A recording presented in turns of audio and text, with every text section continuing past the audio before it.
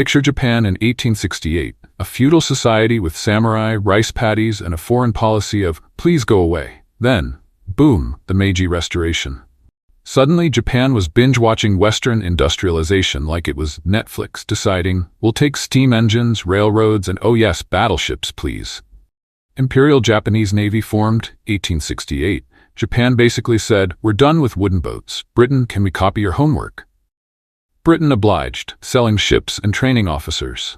Meanwhile, China bought 2 German battleships in 1885, flexing like a kid who just got the latest iPhone. Japan panicked, ordered 2 battleships from Britain in 1893, but before they arrived, war broke out. The First Sino-Japanese War, 1894 to 1895. Japan, the supposed underdog, shocked the world by sinking 1 Chinese battleship and capturing another. Think of it as Japan showing up to a heavyweight fight with brass knuckles. The Treaty of Shimonoseki, 1895, handed Japan Korea, Taiwan, and the Liaodong Peninsula, with the prized Port Arthur naval base. Japan was riding high until Russia, France, and Germany pulled the ultimate mean girls move, the triple intervention. They forced Japan to give Liaodong back, and Russia swooped in to lease it for 25 years. Japan was humiliated, but quietly plotting revenge. Russia, meanwhile, was like a gamer expanding their map and civilization. They grabbed Vladivostok in 1860, built the Trans-Siberian Railroad in 1891, and finally got their warm-water dream port at Port Arthur in 1898. But Vladivostok froze in winter, which is about as useful for a navy as a chocolate teapot. Russia needed Port Arthur to project power in Asia. Both Russia and Japan joined the Boxer Rebellion, 1900, supposedly allies, but really just eyeing each other suspiciously across the battlefield.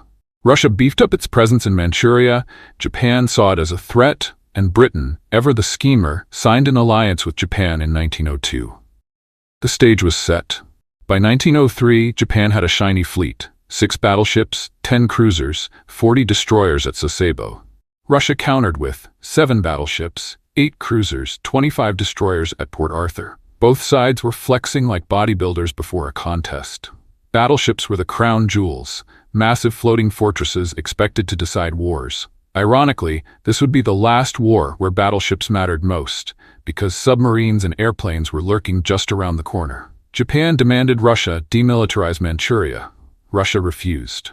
On February 6, 1904, Japan cut diplomatic ties. Tsar Nicholas II told Admiral Stark at Port Arthur, "Don't fire first. We need Japan to look like the bad guy." Spoiler, that didn't work. On the night of February 8, 1904, Admiral Togo launched a surprise torpedo attack. 2 Russian battleships, Tsarevich and Retbazan, were badly damaged. The next day, Togo tried a full assault, but Russian coastal batteries shredded his fleet. He pulled back, starting the blockade of Port Arthur. March 7, Admiral Makarov replaced Stark. He was bold, clever, and unlucky.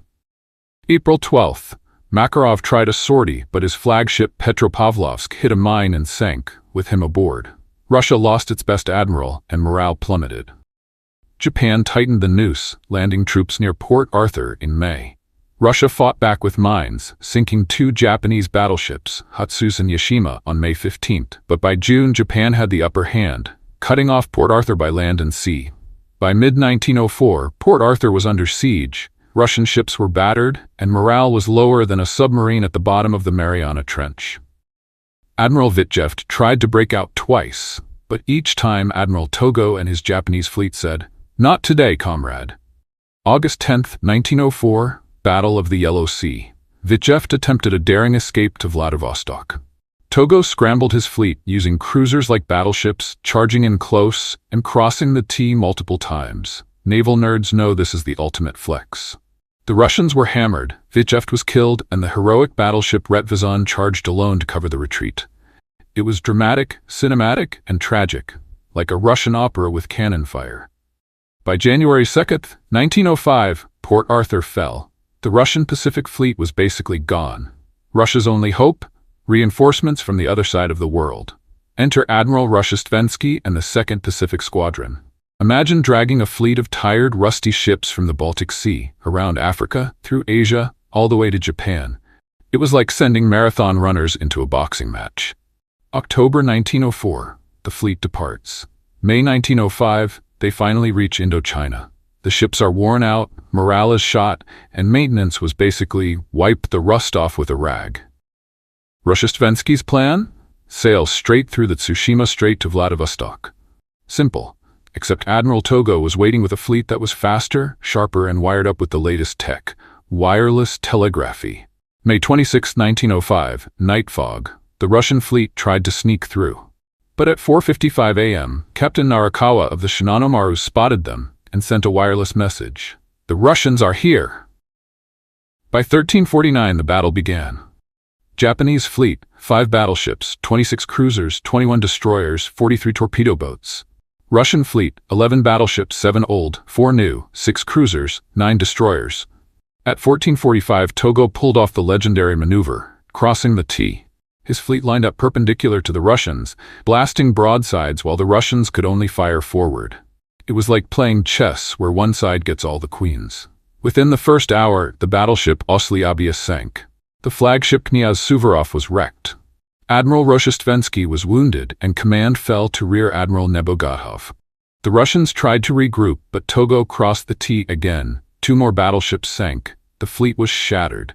Togo wasn't satisfied with victory. He wanted total annihilation. 21 destroyers and 37 torpedo boats swarmed the Russians at night. Torpedoes streaked through the dark, explosions lit up the sea, and panic spread like wildfire. By dawn, the Russians had lost 2 more battleships and 2 armored cruisers. Nebogatov, realizing the hopelessness, ordered the 6 remaining ships to surrender on May 28. The results were staggering. Russia lost all battleships, most cruisers and destroyers. 4,380 killed, 5,917 captured, including 2 admirals. Japan lost only 3 torpedo boats. Casualties? 117 men. This was not just a victory, it was a naval earthquake. For the first time in modern history, an Asian power defeated a European empire. Russia's prestige was shattered, fueling the 1905 revolution back home. Japan emerged as a Pacific powerhouse, setting the stage for its role in World War II. The age of battleships peaked here. Soon submarines and airplanes would rewrite naval warfare.